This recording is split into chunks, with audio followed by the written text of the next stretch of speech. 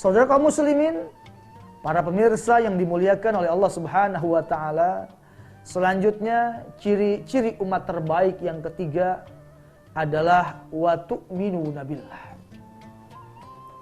Beriman kepada Allah Subhanahu wa taala. Amantu billahi wa malaikatihi wa kutubihi wa rusulihi wa bil yaumil akhiri wa bil qadari khairihi wa syarrihi minallahi ta'ala. Nah, di sini pun harus kita kaji lagi lebih dalam. Kenapa dalam ayat tersebut Allah menggunakan tu'minu, ya, menggunakan fi'il mudhari yang berarti apa? Keimananmu bukan hanya hari ini, bukan hanya hari esok, tetapi dari mulai hari ini ketika engkau dilahirkan sampai nanti engkau menutup mata, ketika ruh terlepas daripada jasad. Harus kita tanamkan keimanan kepada Allah Subhanahu wa taala. Kenapa? Karena akhir zaman ini Masya Allah, kita diuji, keimanan kita dipertaruhkan di akhir zaman ini, ya. Hanya karena dibagi sembako kita rela meninggalkan kewajiban kita kepada Allah.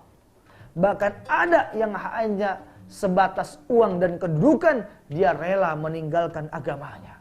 Bahkan ada dan tidak sedikit hanya karena demi wanita yang dicintainya, dia rela meninggalkan keislamannya demi ikut agama wanita yang dicintainya. Masya Allah, ya. Disinilah pertaruhan keimanan kita benar-benar dipertanyakan oleh Allah Subhanahu wa taala. Makanya nikmat terbesar salah satunya adalah nikmat iman dan Islam. Kenapa? Karena dua nikmat inilah yang akan mampu menghantarkan kita mengenal Allah, mengenal Rasulullah, dan sampai nanti akhirnya bermuara ke dalam surganya Allah Subhanahu wa taala.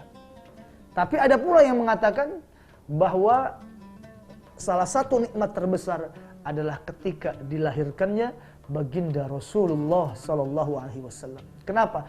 Karena kita nggak mungkin mengenal Islam, kita tidak akan mungkin punya iman tanpa dilahirkannya, tanpa adanya baginda Rasulullah sallallahu alaihi wasallam.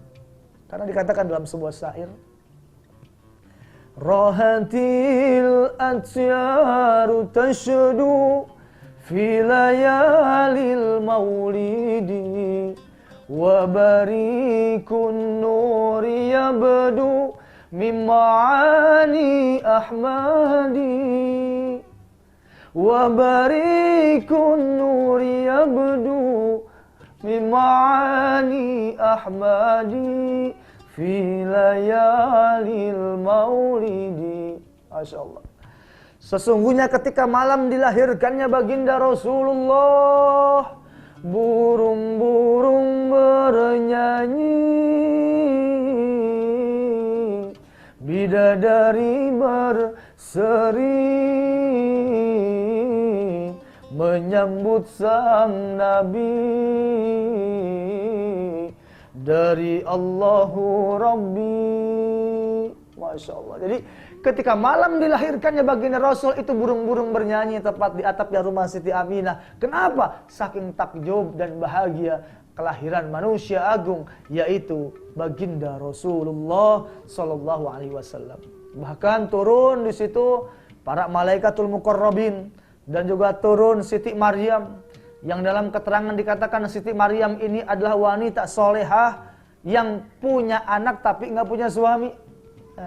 Ya, punya anak tapi tidak punya suami. Nah, sekarang juga akhir zaman banyak nih titisan daripada Siti Maryam. Ya, punya anak nggak punya suami, ada anak nggak ada bapaknya. Ketika ditanya apa, katanya saya titisan Siti Maryam. Masya Allah, berbeda konteksnya. Kenapa? Kalau Siti Maryam memang dijaga kehormatannya oleh Allah dan ditiupkan ruh kudus oleh malaikat Jibril sehingga dia bisa melahirkan seorang anak tanpa adanya suami. Kalau kita manusia berbeda. Makanya jujur saya kurang setuju kalau ada perayaan 17 Agustus Panjat Pinang. Ya. Panjat Pinang, apa itu panjat pinang? Dipanjat dulu baru dipinang. Ini kan bahaya. Yang betul apa? Dipinang dulu baru dipanjat. Kan begitu ya. Awas nih, hati-hati akhir zaman. Tontonan sudah mulai banyak menjadi tontonan, dan tontonan pun sudah mulai banyak menjadi tontonan. Ayo, kalau kita ingin dikatakan sebagai umat terbaik, jangan jauh-jauh dari ulama, jangan jauh-jauh dari tuntunan Rasulullah, jangan jauh-jauh dari majelis-majelis ini. Penting untuk kita semua. Baik para jamaah yang dimuliakan oleh Allah Subhanahu wa taala, ternyata dalam kehidupan ini baik dan buruk merupakan suatu ketetapan dari Allah Subhanahu wa taala. Yang baik, kita sebagai manusia yang diberikan pemikiran dan akal, maka hendaklah dia mengerjakan akan kebaikan tersebut. Namun sebaliknya, apabila kita dihadapkan dengan satu masalah yang bersifat buruk, mafsadat, maka bagi orang-orang yang mempunyai akal pemikiran, jauhi akan perbuatan tersebut agar kita memang benar-benar menjadi umat terbaik, umat yang dirindukan oleh Rasulullah sallallahu alaihi wasallam. Baik, selanjutnya mari sama-sama kita bermohon, berdoa kepada Allah Subhanahu wa taala. Mudah-mudahan Allah berkahkan dunia kita untuk bekal ibadah kepada Allah Subhanahu wa taala, dan kemudian Allah selamatkan kita di akhirat nanti, karena itu adalah tempat kita yang abadi, yaitu berjumpa dengan Allah dan dikatakan sebagai hamba-Nya yang memang totalitas menjadi umat terbaik. Baik, para jamaah yang dimuliakan oleh Allah Subhanahu wa taala, ini memang berat. Tidak mudah, tidak seperti membalikan kedua tangan kita. Ujian pasti ada, rintangan pasti ada. Namun kami mengajak, ayo.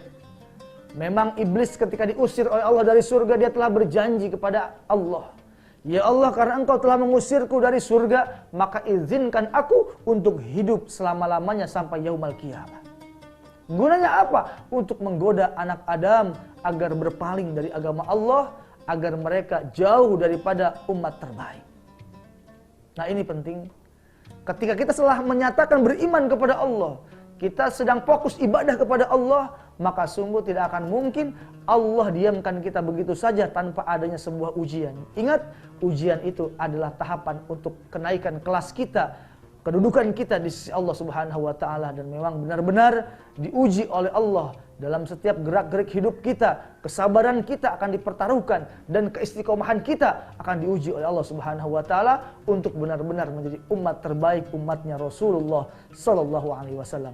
Mudah-mudahan kita semua bisa melewati tahapan demi tahapan, ujian demi ujian yang Allah berikan kepada kita agar kita menjadi manusia yang terbaik. Amin ya rabbal alamin. Terima kasih. Banyak kalam, banyak bicara, pasti banyak salahnya.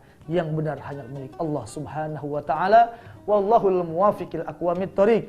Assalamualaikum warahmatullahi wabarakatuh.